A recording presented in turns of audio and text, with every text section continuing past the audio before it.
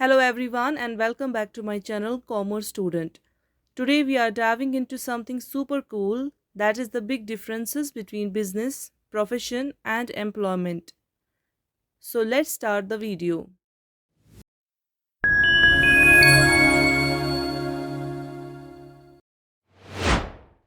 There are certain bases on which we can differentiate business, profession and employment, like commencement of establishment, qualifications, and the list goes on and on. Let's begin from the start. Commencement of establishment. In the world of livelihoods, there are three main paths: business, profession, and employment. These paths begin in different ways. For business, it all starts with the decision of an entrepreneur. If you want to sell cakes, for example, you decide and start your bakery. Professionals, on the other hand, join a specialized professional body and hold a certificate of practice. Doctors, lawyers, and engineers are examples of such professionals. They are authorized to offer their specialized services. And then there's employment, where you work under someone else. You take on tasks assigned by your employer in exchange for a salary. Now let's talk about qualifications. In business, you don't need specific formal qualifications. It's more about your ideas and strategies. For professions like doctors and lawyers, you require professional qualifications and training. You cannot just claim to be a doctor without the necessary education and certifications. In some cases of employment, qualifications and training are required, but not always. It depends on the job you are doing. The nature of work sets these paths apart.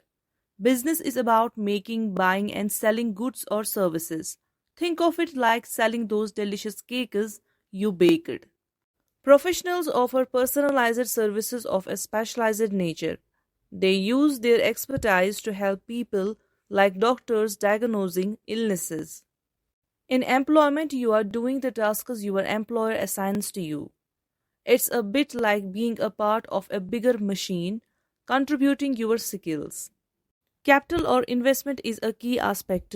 Business requires capital according to its size and nature. Starting a bakery means investing in ingredients, equipment, and more. For professions, the capital requirement is limited. Setting up an office for a consultant, for example, needs a smaller investment. In employment, you don't need capital to start, you just bring your skills to the job. Now let's talk about reward. In business, your reward is called profit. If your bakery does well, the money you make after expenses is your profit. Professionals earn professional fees for their services. Doctors get paid for diagnosing and treating patients. In employment, you earn a wage or salary for the work you do. It's a regular payment for your efforts. Ownership and transfer differ across these paths. In business, the owner can transfer ownership to someone else with the right legal process. Professionals can't transfer their certificate of practice to others.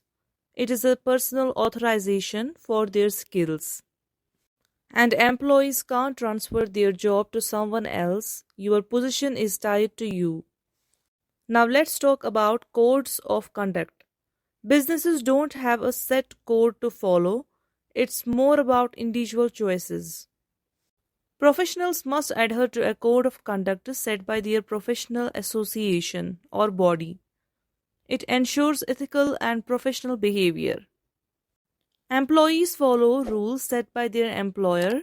It keeps the workplace organized and functioning smoothly. The motives behind these paths differ. In business, the main motive is profit. Your aim to make money from your products or services. Professionals focus on both service and income. Doctors heal and lawyers provide legal help while earning a livelihood. For employment, the primary goal is to earn a living through a salary or wages. Lastly, let's talk about risk. Businesses carry a risk of loss. If your bakery does not do well, you might lose your invested money. Professionals face the risk of not getting enough fees to cover their expenses. It is a balance between services and earning. But in employment, as long as the employer is operational, there is relatively less personal risk. Congratulations! You now are familiar with the differences between business, profession, and employment. And that wraps up our today's video. If you found this useful, give it a like, share, and please remember to subscribe to my channel. Until then, stay healthy and keep exploring. See you in next video.